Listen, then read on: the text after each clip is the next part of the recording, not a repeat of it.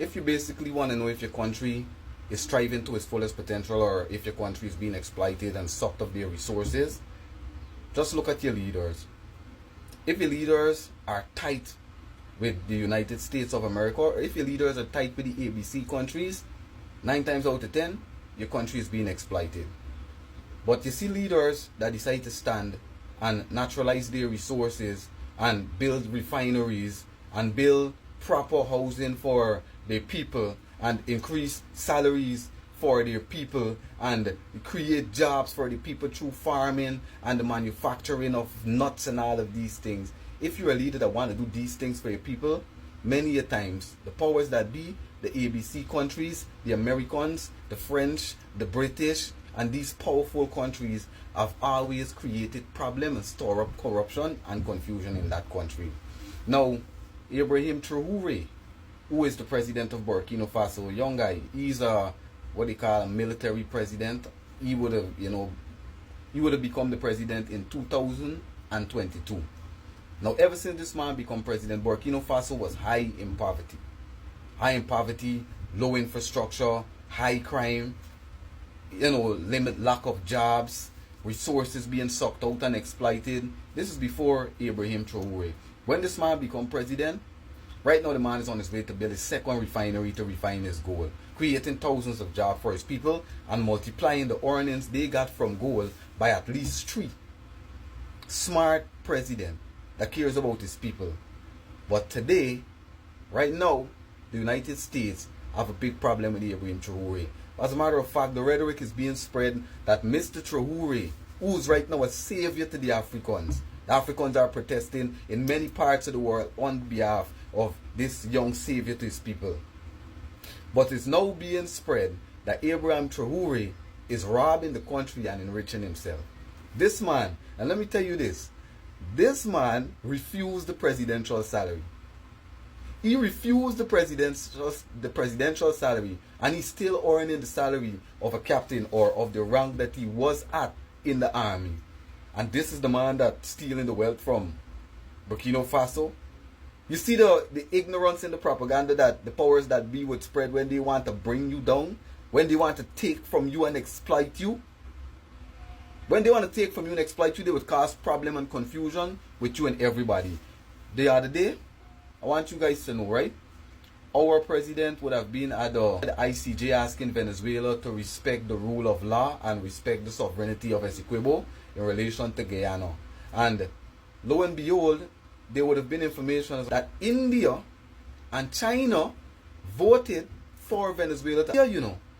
I want you guys to remember when Sri Mahendra Modi was in Guyana here and the vice president brought out his kids who hid from Guyana for their entire lives. But as soon as Sri Mahendra Modi came here, he brought those girls out just to reach Mr. Modi, and he's the prime minister in India.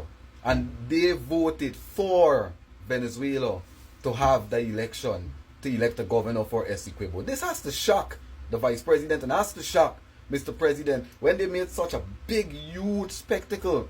When Sri Mahendra Modi was in this country, spent millions of dollars to prepare for Sri Mahendra Modi. Now to hear that India has voted for Venezuela to claim sovereignty basically of our Essequibo, that's got to sting.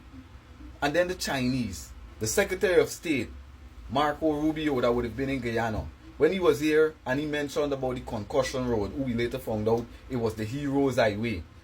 The Concussion Road that everybody in the transportation almost got concussion. I mean, picture what we living through. He just traveled on one of the best roads and he was complaining about concussions. Imagine what we go through.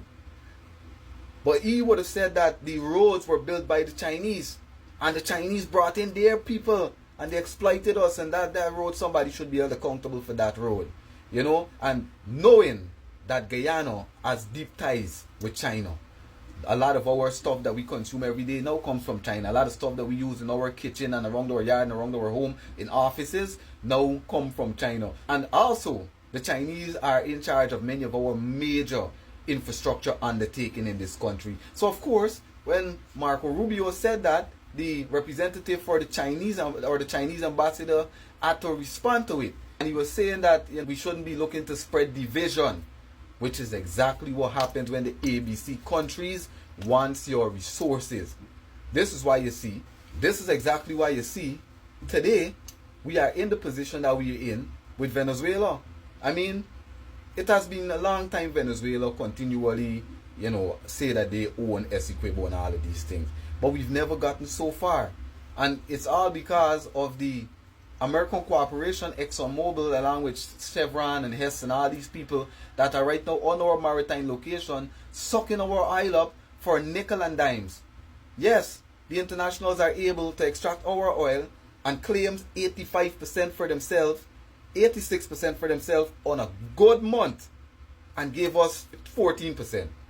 But because we have no ring fence, no cap on the interest, no meter to monitor the amount of oil that is being pumped, and 2% royalties, as a matter of fact, up until last year, there was no policy and there was no clause within our oil contract that would have said that ExxonMobil should clean up in case we have any oil spill. ExxonMobil should be responsible if we have any oil spill. And an oil spill wouldn't just affect Guyana. It's going to affect many other countries in this region. And because of things like these now, we are at tension with Venezuela. Now this is the playbook of the ABC countries. Keep the other country dependent on them for equipment to defend themselves so that they can continue to exploit the resources. Now because you see Mr. Traore, he is saying no. He decided he's going to go with Russia. So now Russia is supposed to be setting up equipment and setting up shop in Burkina Faso. And of course the United States now knowing that they're not going to be able to exploit the resources now from Burkina Faso, along with other countries right now in Africa, they have labeled those leaders problematic. And those leaders belong in jail. But Guyanese brothers and sisters, if you see the hundreds of thousands of people who continually protest and say, no, America don't touch Ibrahim Traore, this man is a savior. The people that this man governing are who speaking for this man. Not just any and everybody just coming into no country and saying that this man great. The man people them saying he great. He dropped the salary for the ministers by about 30%. And increased the salary by the public service, the small man, the minimum wage, 50%. Create jobs for the people. Buy machinery. Stop buying a set of fancy Ford SUVs and and just throwing away the wealth to the country, and he start giving it back to the people. Delivering jobs, delivering housing, building roads, more roads than have ever been built in Burkina Faso. And I'm telling you, brothers and sisters, you see, if we have true leaders in this country that are willing to work hard for what they got and stop exploiting the people so that they can live like millionaires, this country can be a paradise. So you could pay attention. I know many of you guys are paying attention to what's going on in Burkina Faso. And what's going on there is very similar to what went on there before Ibrahim Traore. Is very similar to what's going on in Guyana today. And I'm telling you, if we have the right leaders, each and every Guyanese can live a comfortable life, and things like a house and a car wouldn't be a struggle for you to get. But that is if we have good leaders. But remember, when the leader is needed, he always emerges. This is an Eternity Enterprise presentation. Y'all stay safe.